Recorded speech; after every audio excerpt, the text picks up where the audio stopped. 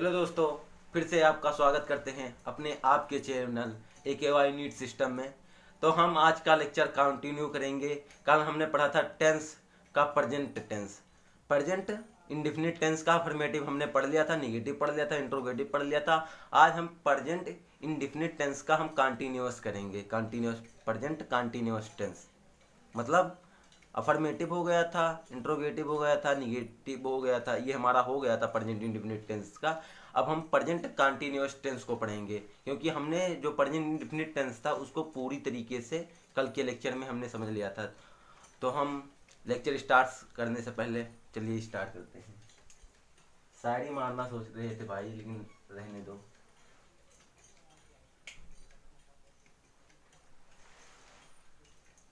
Tense का ये lecture number 2 है, ठीक है।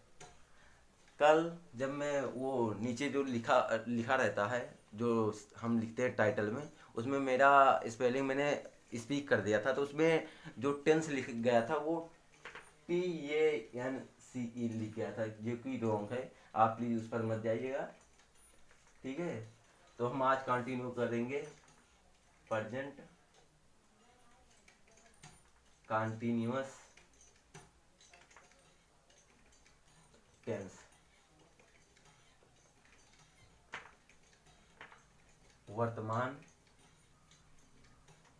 जारी काल।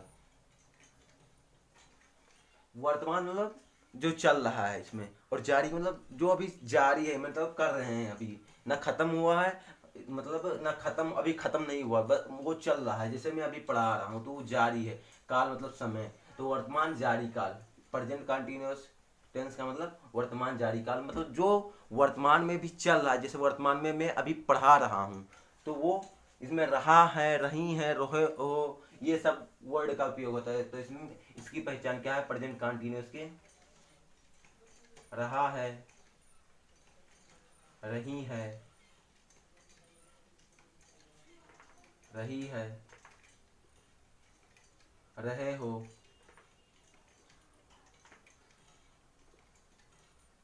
यानी इसमें रहा है, रही हो, रहे हो, इन शब्द का उपयोग लास्ट में होता है। तो ये प्रेजेंट कंटिन्यूअस टेंस की पहचान है। अब जैसे हमने कल, मैं अभी शॉर्टकट में बता रहा हूँ, आप जल्दी जल्दी से, मैं जैसे फालतू के बातें नहीं लिखवा रहा हूँ, जिससे आपको जल्दी से समझ में आ जाए। जैसे आप इसकी मैं पहचान लिख दिया हूँ। और जैसे आप कल पढ़े थे प्रेजेंट इंडेफिनिट टेंस, आपको मैंने बताया था, तो उसमें क्या पढ़े थे? Affirmative, negative, interrogative. इसी प्रकार हम इसमें भी पढ़ेंगे अफर्मेटिव, निगेटिव, इंट्रोगेटिव। तो हम समय ना जाया करते हुए हम अपना स्टार्ट करते हैं अफर्मेटिव सेंटेंस।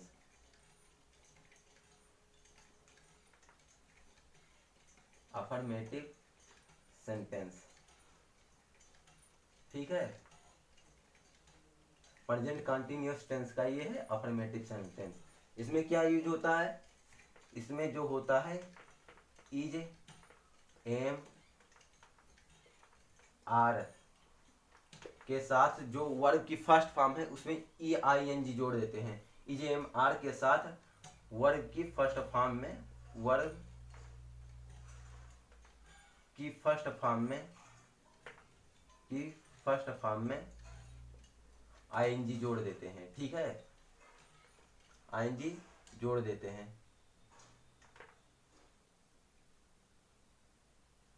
अब बता, आप लोग बताइए, इज कहाँ लगेगा, एम कहाँ लगेगा, आर कहाँ लगेगा?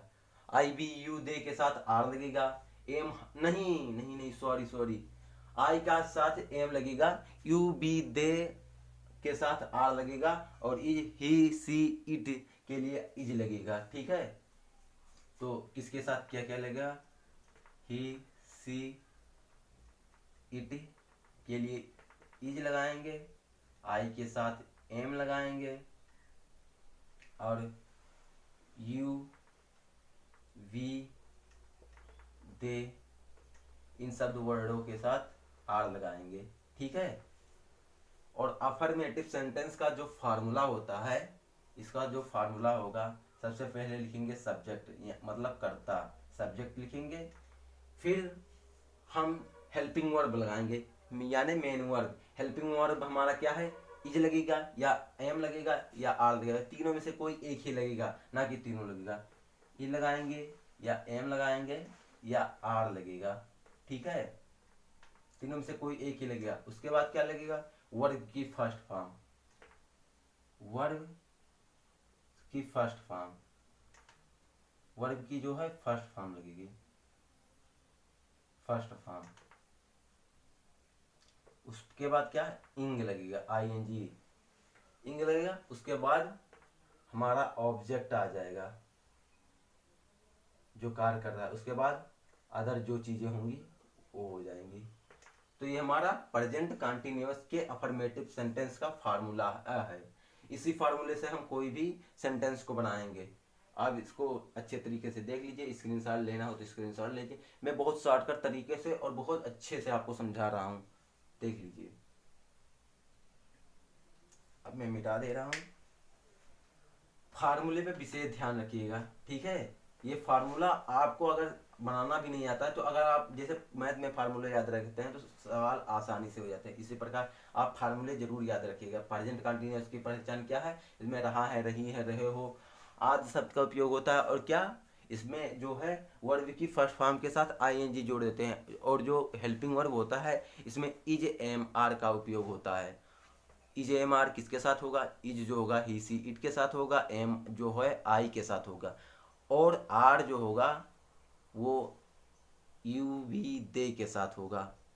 एक वचन के साथ हम यूज करेंगे इज, बहुवचन के साथ हम यूज करेंगे आर, और जो आई के साथ है उसके साथ हम एम यूज करेंगे, और वर्ब की फर्स्ट फॉर्म में आई एन जी जोड़ देंगे। ये मैंने लिख दिया है। अब बनाते हैं सेंटेंस। फार्मूला जरूरी है भाई, इसको जरूर लिख लीजिएगा।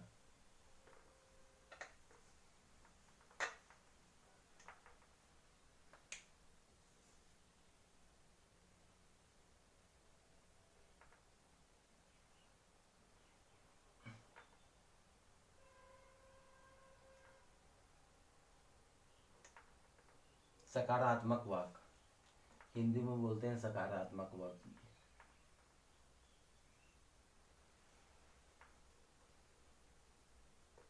ठीक है। जैसे वह मोटरसाइकिल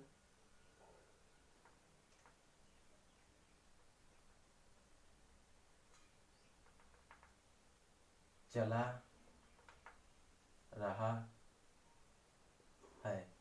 अब इसमें देखिए रहा है आ गया है, तो वह मोटरसाइकिल चला रहा है, यानी इसमें मेल की बात की जा रही है, मेल। क्योंकि रही होता तो फीमेल की बात होती, रहा है तो इसमें मेल की बात हो रही है। तो हम फार्मूले के अनुसार चलेंगे। फार्मूले में पहले क्या था, हम सब्जेक्ट लिखेंगे। सब्जेक्ट हमारा क्या है, वह, तो वह की इंग्लिश जो होगी वो ही हो जाएगी, क्योंकि यहाँ रहा है, रही होता तो सी हो जाता, तो यहाँ पर ही लिख देंगे, ठीक है। अब उसके बाद हमारा क्या था, हेल्पिंग वर्ब। हेल्पिंग वर्ब हमारा क्या होगा, ही जो है सिंगुलर है तो इसलिए इसके साथ यूज होगा इज, ही इज। अब चला रहा, चला रहा का इंग्लिश क्या होगा, राइड, राइड। हेल्पिंग वर्ड जो हो जाएगी राइड। ये हमने राइड लिख दिया। उसके बाद आई एन जी जोड़ देते हैं, आई एन जी। अब लेकिन आप सोचेंगे कि ये गलत है, बिल्कुल गलत है, क्योंकि जब हाँ कोई लास्ट में वोबल वर्ड होता है तो उसको हम हटा देते हैं, उसके बाद हाँ आई एन जी जोड़ेंगे। जैसे गोइंग, उसमें थोड़ा एक्सेप्शन है, जी वो आई एन जी, तो उसमें भी वोबल है लेकिन उसमें थोड़ा एक्सेप्शन है, इसमें हट जाएगा। तो राइडिंग इस प्रकार रहेगा, राइडिंग। अब इतना हो गया।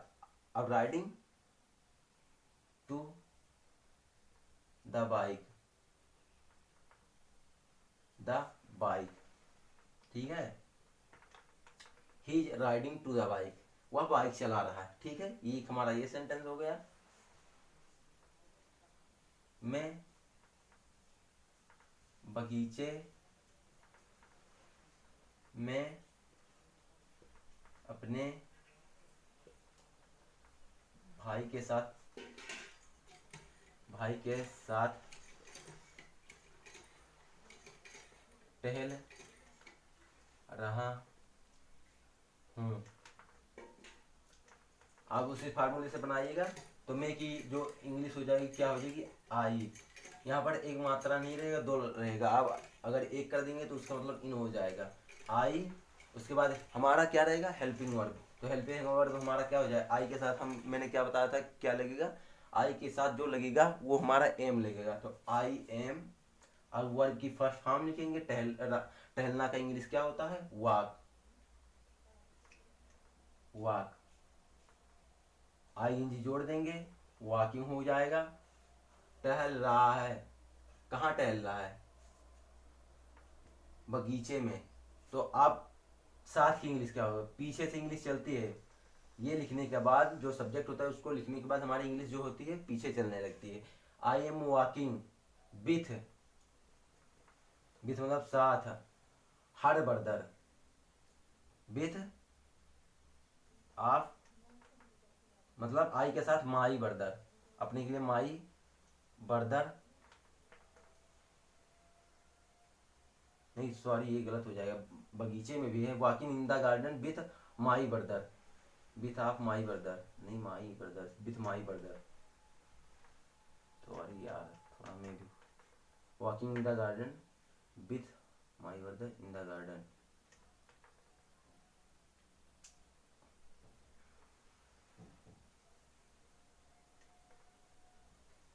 Walking in the garden with my brother. ठीक है ये हमारा ये हो जाएगा। ठीक है तुम घर जा रहे हो, तुम की इंग्लिश क्या हो जाएगी you are going home, you are going home. ये हमारा अफर्मेटिव सेंटेंस हो गया। इतना एग्जाम पर आप उतार लीजिए। इसका जो फार्मूला था क्या था subject plus helping verb, helping verb की फर्स्ट फॉर्म में आई एन जी जोड़ देंगे, हेल्पिंग वर्ब फिर क्या रहेगा वर्ब की फर्स्ट फॉर्म रहेगी, वर्ब की जो फर्स्ट फॉर्म है वो रहेगी। उसके बाद आई एन जी जोड़ देंगे उसमें वर्ब की फर्स्ट फॉर्म में। उसके बाद ऑब्जेक्ट रहेगा, ऑब्जेक्ट के बाद जो अदर चीज़ें होंगी रही होंगी वो रहेगा। ठीक है सब्जेक्ट हेल्पिंग वर्ब, वर्ब की first form plus I N G object plus other. ये एग्जाम्पल हैं आप इसको उतार लीजिए। उसके बाद हम नेगेटिव सेंटेंस को स्टार्ट करेंगे।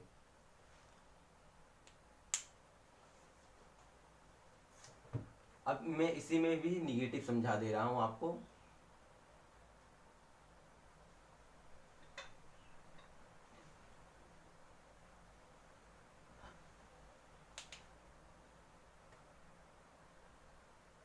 निगेटिव ये हमारा निगेटिव सेंटेंस यानी नकारात्मक वाक्य। वह मोटरसाइकिल नहीं चला रहा है, यहाँ पर लिख देंगे नहीं चला रहा है। इसमें नहीं का शब्द का उपयोग होगा। वह अपने भाई के साथ नहीं टहल रहा है, नहीं टहल रहा है। वह तुम घर नहीं जा रहे हो, तुम घर नहीं जा रहे हो। ठीक है मैंने सेम वही सेंटेंस रखा। अब देखिए मैंने इसमें ये बढ़ा तो इसमें क्या ऐड कर देंगे तो इसमें कुछ नहीं करेंगे। हेल्पिंग वर्ब के बाद जो हमारा ई जे एम आर यू बी मतलब ई जे एम आर जो होता है उसी के बाद हम नॉट लगा देंगे। तो यहाँ पर नॉट लगा देंगे बस, और कोई चेंज नहीं है। I am not walking in the garden with my brother, not. ठीक है he is not riding to the bike, I am not walking in the garden with my brother, you are not going home. ठीक है और इसमें helping verb के बाद यहाँ not add कर देंगे। ठीक है बाकी सेम वही चीज़ है। तो इस फार्मूले को एक बार मैं क्लियर लिख देता हूँ।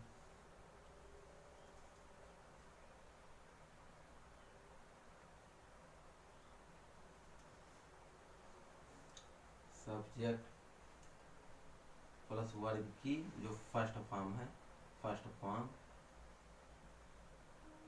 वर्ब की, नहीं यार भाई क्या हेल्पिंग वर्ब कहाँ गया, फिर मेन वर्ब लिखेंगे यानी हेल्पिंग वर्ब, हेल्पिंग वर्ब लिखेंगे, फिर वर्ब की जो है first form,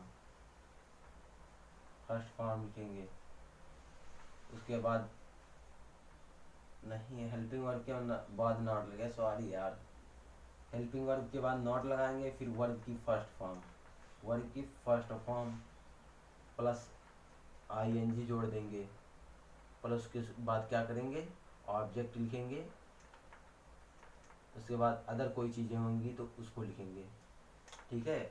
subject plus helping verb plus not, not के बाद वर्ब की फर्स्ट फॉर्म, वर्ब की फर्स्ट फॉर्म में जो है आईएनजी इंक्लूड कर देंगे, और प्लस उसके बाद ऑब्जेक्ट लिखेंगे, ऑब्जेक्ट के बाद अदर कोई चीज़ें होंगी सेंटेंस में तो उसको हम लिखेंगे, जैसे अदर चीज़ें हैं कि जैसे मैं बगीचे में टहल रहा हूँ, तो ये तो हो गए कि मतलब ऑब्जेक्ट सब बनेंगे, तो अदर चीज़ें क्या है, अपने भाई के साथ ये अदर चीज़ें हैं, ठीक है, मेरे समझाने का मतलब ये है। तो इतना आपको समझ में आ चुका है ना। कोई भी सेंटेंस आप स्टार्ट करेंगे तो जो अफर्मेटिव का रहेगा वही सेम चीज निगेटिव का रहेगा, बस उसमें नॉट इंक्लूड हो जाएगा। कैसे इंक्लूड होगा, हेल्पिंग वर्ब के बाद नॉट लग जाएगा, और ऐसा सिर्फ इसमें नहीं, हर सेंटेंस में आपको ऐसा ही करना रहेगा। जो उसकी हेल्पिंग वर्ब रहेगी, जैसे फ्यूचर में बिल सेल रहेगी तो बिल सेल के बाद नॉट लग जाएगा, ऐसा हर जगह इंक्लूड ये रहेगा। ऐसा नहीं कि ये सिर्फ प्रेजेंट टेंस या पास्ट टेंस के लिए, हर टेंस के लिए अफर्मेटिव, निगेटिव, इंट्रोगेटिव, कोई भी सेंटेंस कोई भी टेंस हो उनके लिए ये ऐसे ही रहेगा। ऐसे इंट्रोगेटिव भी बनेगा, लेकिन इसमें हेल्पिंग वर्ब जो है पहले आ जाएगा। अगर बीच में जैसे डबल इंट्रोगेटिव है तो उसकी जो होती है एक्चुअल मीनिंग, जैसे व्हाई मतलब क्यों, तो व्हाई पहले आएगा, उसके बाद हेल्पिंग वर्ब आएगा, ठीक है। इतना आप लिख लीजिए, उसके बाद हम इंट्रोगेटिव स्टार्ट करेंगे।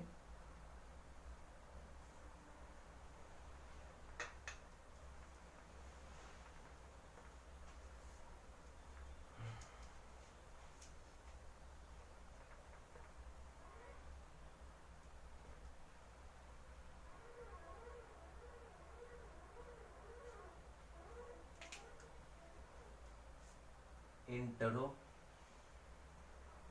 सेंटेंस, प्रश्नवाचक वाक्य, ठीक है। इसमें इसका फार्मूला क्या है, इसमें जो है आपसे प्रश्न पूछा जाएगा और इसका आंसर जो होगा आपको यस या नो में देना होगा। जैसे अगर मैं पूछ लूँ कि आप यूपी में रहते हैं, तो आपका आंसर अगर यस है तो हाँ आप यूपी में रहते हैं, अगर नो है तो आप नहीं रहते हैं। लेकिन अगर मैं आपसे पूछ लूँ तुम कहाँ रहते हो, तो आपको फुल सेंटेंस बनाकर आपको उसका आंसर देना रहेगा कि मैं यूपी में रहता हूँ या नहीं रहता हूँ, ठीक है। मेरे समझाने का मतलब आप समझ चुके होंगे ना। तो इंट्रोगेटिव सेंटेंस सेम वही चीज़ें रहेंगी, जैसे रहा है, रही है, ये सब तो आएंगे, लेकिन इसमें क्वेश्चन ये कल मैंने ये मिस्टेक की थी लास्ट में, ठीक है, ये वाली चीज़। तो इसका हम फार्मूला लिख देते हैं, उसके बाद सेंटेंस बनाएंगे। इसका जो फार्मूला होगा, helping verb is am are से सेंटेंस की शुरुआत होगी, ठीक है। इज एम आर, उसके बाद क्या लिखेंगे, सब्जेक्ट लिखेंगे, ठीक है। सब्जेक्ट के बाद वर्ब की फर्स्ट फॉर्म लिखेंगे, वर्ब की फर्स्ट फॉर्म लिखेंगे, वर्ब की फर्स्ट फॉर्म के बाद हम क्या लिखेंगे, आईएनजी ऐड कर देंगे उसमें। उसके बाद ऑब्जेक्ट लिखेंगे, ऑब्जेक्ट लिखेंगे, उसके बाद क्या लिखेंगे, अदर कोई चीज़ें होंगी तो वो लिखेंगे। अब हम उसके बाद हम प्रश्नवाचक चिन्ह, इंट्रोगेटिव चिन्ह का हम निशान लगा देंगे। तो जैसे मैं कोई सेंटेंस बना रहा हूँ, क्या तुम भोजन कर रहे हो, तो आपका आंसर होगा यस या नो में, ठीक है। तो आपका इसका हम ट्रांसलेट करेंगे तो जो इसका क्या वर्ड की जो मीनिंग होगी उसकी हेल्पिंग वर्ब भी होगी। तो हेल्पिंग वर्ब किसके अनुसार लगाएंगे, सब्जेक्ट के अनुसार उसकी हेल्पिंग वर्ब लगाएंगे। क्या तुम भोजन कर रहे हो, तो क्या की क्या हो जाएगी, यू है, तो यू के साथ क्या लगता है, are you eating the food, इसका एक्चुअल सेंटेंस होगा। तो मैंने क्या बताया था, इजेएम आर से शुरुआत होगी, फार्मूले के अनुसार ही चलेंगे। तो इजेएम आर किस क्या लगाएंगे तीनों में से, आप सब्जेक्ट देख लीजिए, सब्जेक्ट क्या है, तुम की इंग्लिश क्या होती, यू, तो यू के लिए क्या लगेगा, आर लगा दिए, आर यू की इंग्लिश यू, आर यू। अब क्या हो, वर्ब की फर्स्ट फॉर्म, कर रहे हो, यहाँ पर डू नहीं लगाएंगे, भोजन कर रहे हो मतलब भोजन खा रहे हो, तो इसके लिए हो जाएगा ईट, ईट। और ईट वर्ब की फर्स्ट फॉर्म लिख दी, उसके बाद आईएनजी ऐड कर दें, आईएनजी, ईटिंग द फूड। अगर मैं ऐसा कर दिया तो ये रॉन्ग है, आप ये लगाइए, मैं भी कभी कभी भूल जाता हूँ। एक सेंटेंस और बना लेते हैं,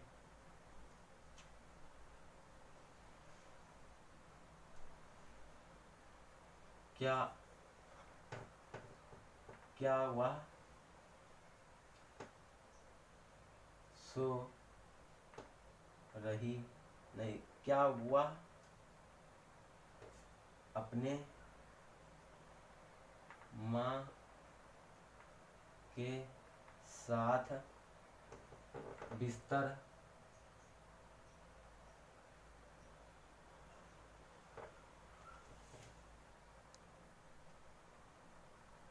बिस्तर बेड कर दे, बिस्तर बेड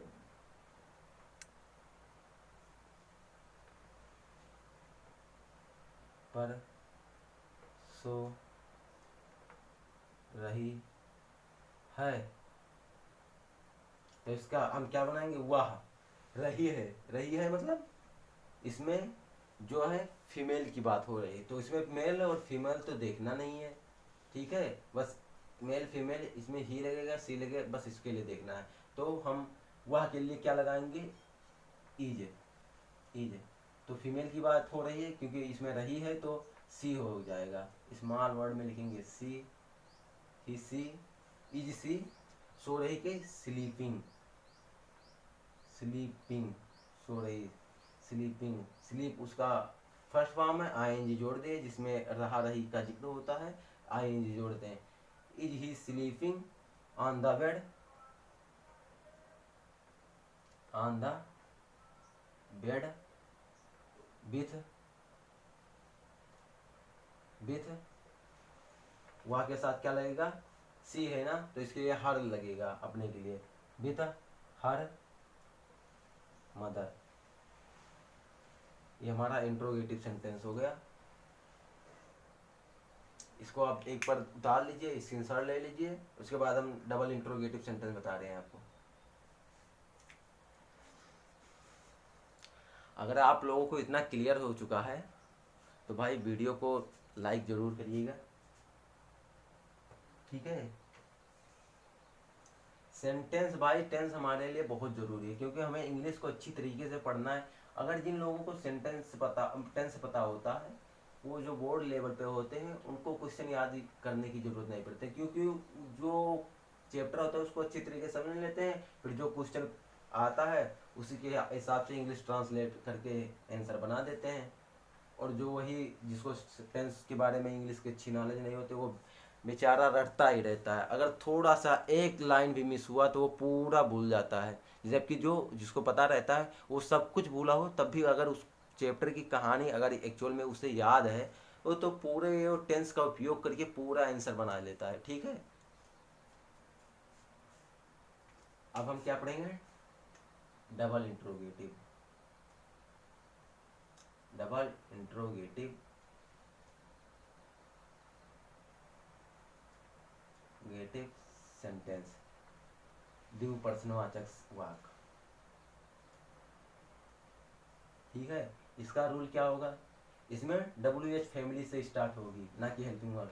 WH फैमिली रहेगी, उस पर बात क्या रहेगा, हमारा हेल्पिंग वर्ब रहेगा। हेल्पिंग वर्ब क्या रहेगा, इज रहेगा, एम रहेगा, आर रहेगा, उसके बाद क्या रहेगा, सब्जेक्ट प्लस वर्ब की फर्स्ट फॉर्म उसके बाद क्या रहेगा, आईएनजी, उसके बाद ऑब्जेक्ट रहेगा हमारा, उसके बाद अदर कोई चीज़ें रहेंगी अदर, उसके बाद हमारा इंट्रोगेटिव का निशान।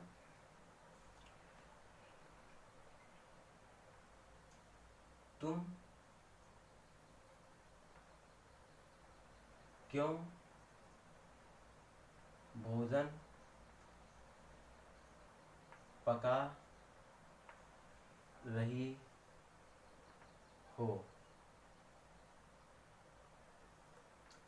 तो मैंने क्या बताया था, इसमें WH फैमिली से स्टार्ट होगी। तो WH क्योंकि इंग्लिश क्या होती है, व्हाई होती है ना, व्हाट मतलब क्या, व्हाई मतलब क्यों। तो व्हाई, अब उसके बाद क्या लगेगा, इस हेल्पिंग वर्ब। तो हेल्पिंग वर्ब किसके अनुसार लगेगा, सब्जेक्ट के अनुसार। सब्जेक्ट हमारा यू क्या है, तुम की इंग्लिश क्या होती है, यू के साथ हम क्या लगता है हमेशा, यू के साथ हमेशा आर लगता है। तो आर, वाई आर यू। पकाना का इंग्लिश क्या होता है, कुक, कुक आईएनजी जोड़ देंगे, कुकिंग हो जाएगा, cooking the food. Very simple, ऐसे तो बनाना है, why are you cooking the food, तुम भोजन क्यों पका रही हो। ठीक है, एक सेंटेंस और बना देते हैं। वह वह अपने घर पर क्यों सो रहा है। वह की क्या हो जाएगी, वह भी लिखना नहीं है, क्यों है तो क्योंकि क्या हो जाएगी, वाई। वह है, फीमेल की बात हो रही है क्योंकि इसमें रहा है, रही होता तो फीमेल मेल की बात होती। तो वाई आर नहीं इज, वाई इज, वह की क्या हो जाएगी, ही। सो रहा का इंग्लिश क्या हो जाएगा, स्लीप, आईएनजी जोड़ देंगे, स्लीपिंग हो जाएगा, स्लीपिंग ऑन द, नहीं ऑन द हिज होम।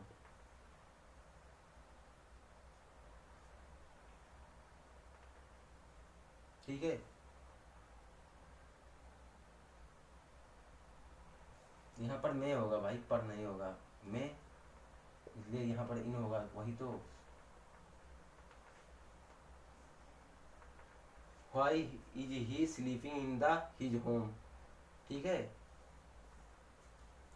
अपने के लिए जो होता है, आई के साथ माई लगता है, ही के साथ हिज लगता है, सी के साथ हर लगता है, बी के साथ अवर लगता है, दे के साथ दियर लगता है, THEIR देयर लगता है, और कोई वर्ड बचा, यू के साथ योर लगता है। ठीक है, तो ये हमारा प्रेजेंट कंटिन्यूअस टेंस हो गया। प्रेजेंट कंटिन्यूअस टेंस का डबल इंट्रोगेटिव सेंटेंस हो गया, प्रेजेंट कंटिन्यूअस टेंस। ठीक है, PCT, प्रेजेंट कंटिन्यूअस टेंस। तो आज की क्लास हम यहीं तक रखते हैं। आप जोर जोर से इसको लाइक कर दिए, शेयर कर दिए, और मेरे चैनल को सब्सक्राइब कर लीजिए। छोटा समझ के कभी छोटा मत समझिए भाई, क्योंकि हमें कहीं से भी नॉलेज मिले, अगर एक छोटा बच्चा भी नॉलेज दे रहा है तो उससे हमें लेना चाहिए। ठीक है, नॉलेज की उम्र से डिसाइड नहीं होती। ठीक है, थैंक यू, बहुत बहुत धन्यवाद।